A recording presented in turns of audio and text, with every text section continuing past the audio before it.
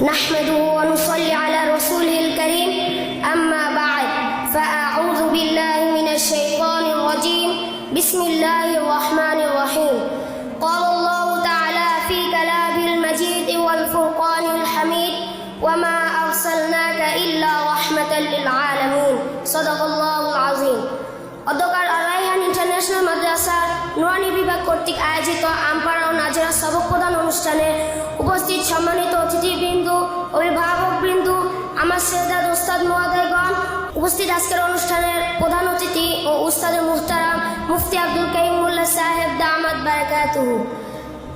প্রিয় উপস্থিতি, আমি আজ আপনাদের সামনে রাসূল সাল্লাল্লাহু আলাইহি ওয়াসাল্লামের সূরা এবং সিরাত সম্পর্কে কিঞ্চিত আলোকপাত করার চেষ্টা করব ইনশাআল্লাহ।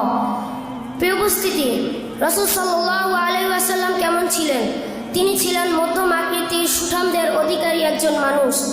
চুলগুলো ছিল ঘাড় পর্যন্ত প্রলম্বিত, হালকা হালকা কোঁকড়ানো। তিনি যখন চুলের ভিতর তৈল দিয়ে আঁচড়াতেন মনে হতো মৃদুবন্ধ ঢেউ দেখা যায়। তার কপাল ছিল চওড়া, ভ্রুগুলো ছিল জোড়া ভ্রু, ধনুকের মতো বাঁকা। তার চোখের পাপড়িগুলো ছিল গোলাপি রঙের, গোলাপের এক একটি পাপড়ির মতো।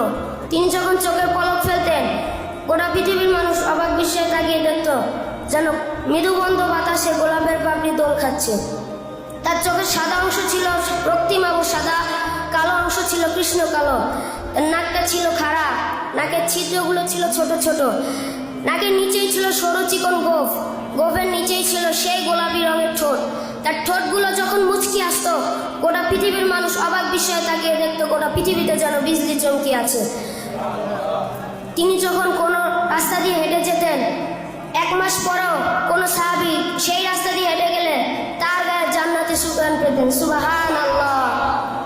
নবীজি যদি কখনো ঘামে ভেজা শরীর নিয়ে উম্মাহাতুল মুমিনিনের ঘরে যেতেন, তিনারা তার কপালে মুক্তোর দানার মতো ঘাম একটি শিশিতে ভরে রেখে দিতেন, যাতে কোনো ঈদে বা অনুষ্ঠানে আতর হিসেবে ব্যবহার করতে পারেন। প্রিয় উপস্থিতি, নবীজির এই সূরাত ধারণ করা মানুষের সাধ্যের বাইরে। চেষ্টা করলেও এই সূরাত কোনো মানুষ ধারণ করতে পারবে না। কিন্তু তার সিরাত যেটা অনুকরণীয়, অনুপম আদর্শ, তিনি এসেছিলেন এই জন্যে, ওয়ামা আরসালনাকা ইল্লা রাহমাতাল লিল আলামিন। তিনি ছিলেন রহমত গোটা ধরনীর জন্য। কেন তাকে পাঠানো হয়েছে?